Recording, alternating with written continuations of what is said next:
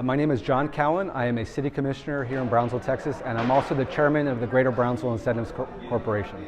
And John, it's with regard to your work for GBIC that this interview takes place today. Can you give us an update on the latest projects and programs GBIC's doing?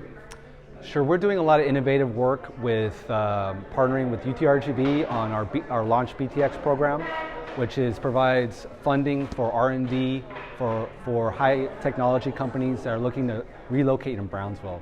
So we've been able to fund 2 grants, over $200,000, to help support those operations, and eventually they're going to locate and manufacture in Brownsville. So it's been really exciting.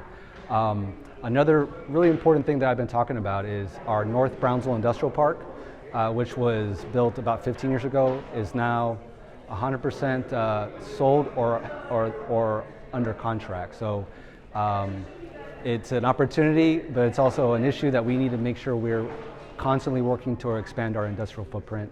We have another industrial park that we're working on, the 729-acre park that we are master planning, and hopefully we'll have some great news soon on that one.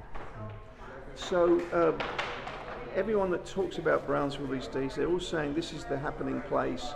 This is, you've got so many big projects coming. How exciting is it for you at this time to be chairman of GBIC? It's a real pivotal point in our city's history, right? That we are on the map for some amazing things. SpaceX is going to have their orbital launch hopefully next week. That's going to be a global event. And then we have the LNG projects that are hopefully will be announced by June. Another national event for sure that's going to be likely the biggest private investment in the state of Texas. So 6,000 construction jobs. At GBIC we're working on how do we make sure we're able to support those projects the best we can and deal with the pain points, right, on going through a high growth point of the city, right? So it's just getting ready, getting everyone engaged and working together as a team. Like you say, lots of jobs, potential jobs coming our way. Does GBIC get involved in ensuring, working with the schools, with the colleges to make sure those jobs go to local folks? Yeah, that's absolutely takes paramount, right? We're here to help provide opportunities for our citizens and for our families to make sure that our kids don't have to go to Houston, San Antonio, Dallas to work, right? There are jobs here now. And it's, we have a marketing role, but we also have a support role for our industry partners. But just to make sure we bridge that gap and we provide, resources, incentives to get job creation incentives, to get job training incentives, and to make sure that our ISDs and our educational institutions are prepared as well. Another exciting project that Brownsville's getting recognition for across the state, across the nation, is your investment, or the city of Brownsville's investment in broadband, the high-speed internet. And that really is an economic development issue, I think you would argue, because that's good. Once all that's laid out and the availability of the fastest high-speed internet available is there, it's going to be more attractive to businesses that want to come to the valley. They're going to think of Brownsville.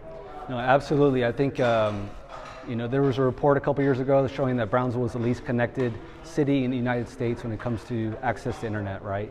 And that puts our citizens as a big disadvantage when it comes to applying for jobs, education, healthcare, with telehealth. And so in one fell swoop, we're able to connect the whole city, right? And that project's underway, and the city's portion will be done by, I believe, middle of next year, the middle mile. And the whole city will be able to have access to high-speed, affordable internet. I have business locations in Brownsville that don't have access to internet. I have to use antennas. It's crazy, right?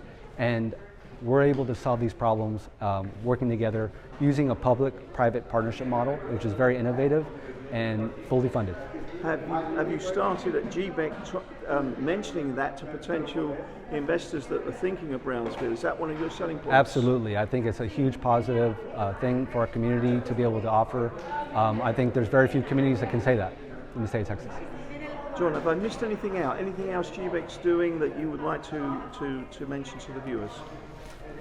It's just we're constantly trying to innovate, trying to work together with our partners at BCIC, obviously at the city, with their educational institutions, and we're working as a team now to make sure that we're providing all the tools necessary to succeed in Brownsville. John, thank you so much for today's interview. Yeah, thank you, Steve.